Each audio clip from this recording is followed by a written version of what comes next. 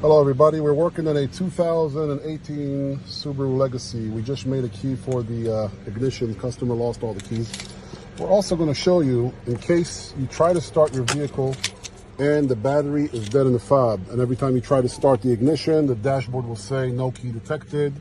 Simply put your foot on the brake, use the key to push up against the push to start button like that, and here's the vehicle starting. Okay, remember, battery dead in the fob, foot on the brake, and start it with the key, not with your finger. Thanks for watching, guys. Subaru Legacy 2018.